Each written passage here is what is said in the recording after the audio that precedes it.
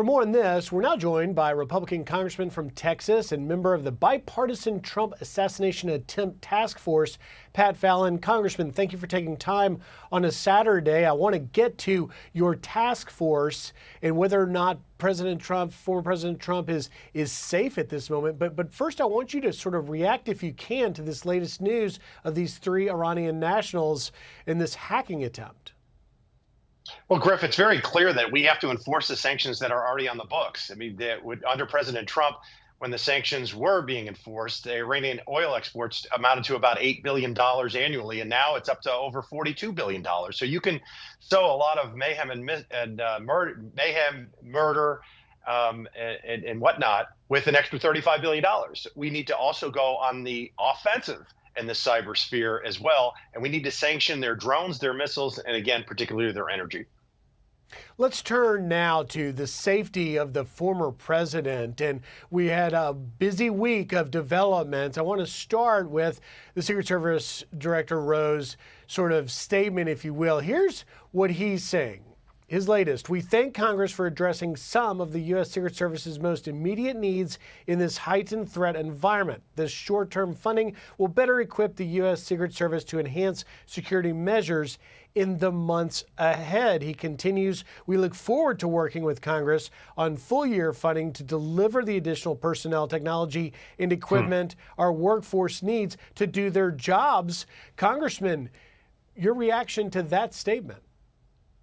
I think that we need to be very clear here. The Secret Service has 8,000 employees and a $3.1 billion budget. And they may need a few more resources, but to sit there and ask for essentially doubling of their budget when they had an epic, historic, catastrophic failure is really not going to sit well with the American people, and certainly doesn't sit well with me and other members of Congress. It wouldn't have cost them anything, Griff, to have surrounded the AGR building in Butler, Pennsylvania with local law enforcement. It would have cost very little to put cameras on the roof, or that, for that matter, local law enforcement on the roof, or had one command post and not 2, or stationed somebody on the water tower. There were 9 different things they could have done to prevent what happened in Butler, and they chose not to do them, and almost none of them cost any money, and some cost just a teeny little fraction. So they need to embrace technology. From the whistleblowers that I've talked to within the Secret Service and those that are recently retired, they say they simply need to spend the money that they have more efficiently. And they said, embrace technology, change some of the training, and really change the culture of the Secret Service to better protect the president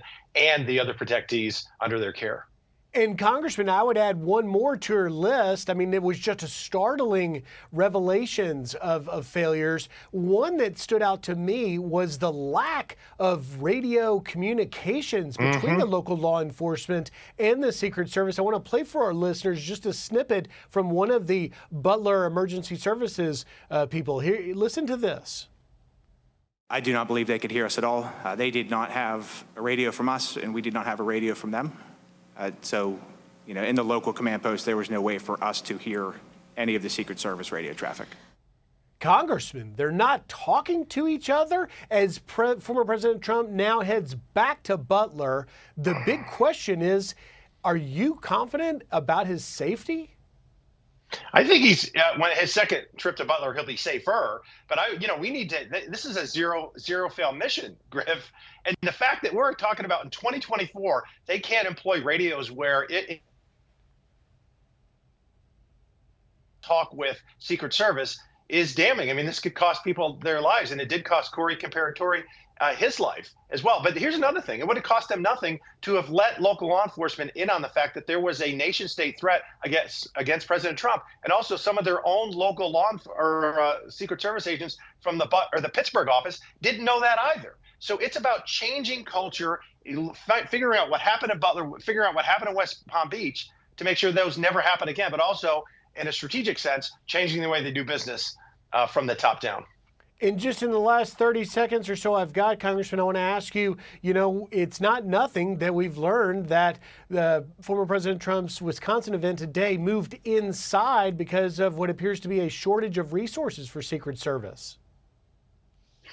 Again, I think that you have to start at the top. And who's the first person they have to protect? The sitting president, and then the vice president, and then presidential candidates. And President Trump is right up there. He's arguably the most famous person in the world. So for them to say that they don't have the resources to protect these top 3 people is absolutely absurd. Start there and then go down the list.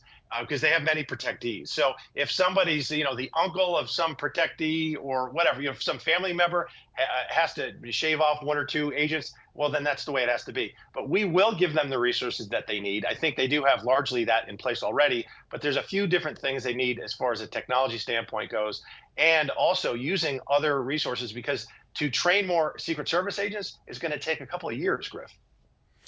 Texas Congressman Pat Fallon, we look forward to following the continued hearings and investigation by your task force. Thank you for taking time. Thanks, Griff. God bless. Take care. Click here to subscribe to the Fox News YouTube page to catch our hottest interviews and most compelling analysis. You won't get it anywhere else.